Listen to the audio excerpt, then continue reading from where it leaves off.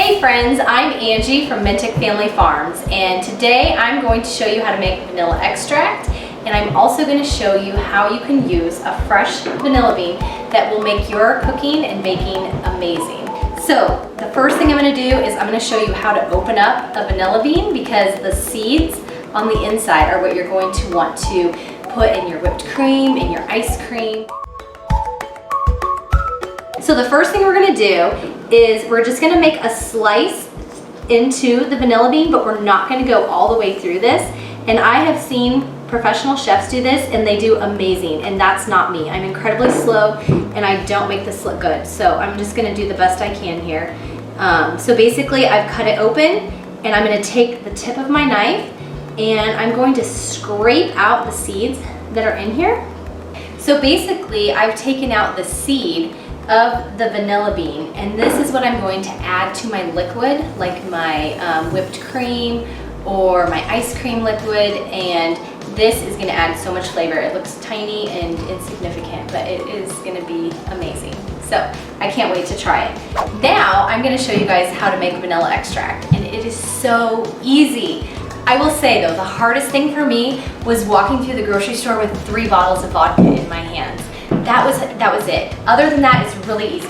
Okay, so basically, I am going to take and make a quart of vanilla. And so I'm going to use about 25 beans. If you look on the internet, there are all kinds of opinions out there about how many to use. One person recommended 1. Other people recommend an even larger amount. You can just kind of play with this and see what works for you. I like to be able to have enough beans in there that it makes a really good flavor, but not so much that I'm going to be spending a fortune. So anyways, we've got our beans, and all we're going to do is we're going to cut these open, and basically we want to get as much of this exposed as possible because it's going to sit in this vodka, and it's going to just, over time, it's going to get even more flavorful.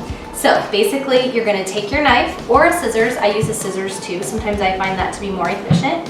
And this does not have to be perfect. Just split it open.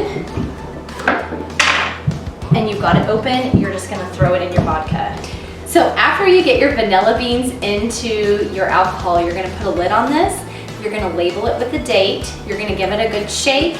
And then you're gonna put it into a dark, cool place. And every once in a while you need to give it a shake. Some people recommend every day. To be honest, I often forget, so it's maybe once a week. Just whenever I see it in my closet, I'll give it a shake. And it's gonna be best if you can let this sit a year, but I'm gonna be completely honest. I've made this vanilla and I have used it after a month, and it's good. It's not as good as if you would let it sit longer. My other recommendation is if you have vanilla extract that you've bought, I would highly recommend using that first, because once you start using this vanilla, you will never want to go back to anything from the store, even the expensive stuff. Recently, I decided to make 3 bottles of extract. And the reason was because 1, I wanted to try double fold vanilla, which is actually where you would take double the amount of beans and put that in your vodka. The reason that you would want to do this is because it will make a stronger vanilla. Now, I thought this was excellent, but I didn't feel like it was worth the money because the one that was the regular strength was almost just as good. So that's just my opinion. You can definitely play with that. So I made a double fold, a single fold, and then I left one of them without any beans.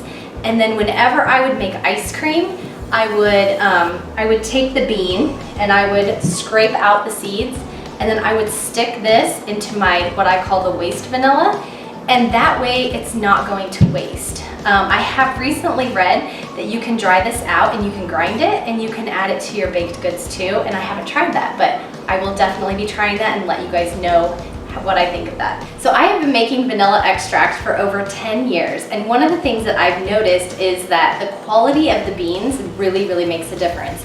Sometimes I've bought beans and they've been really dried out, so it was hard to get the seed out of there.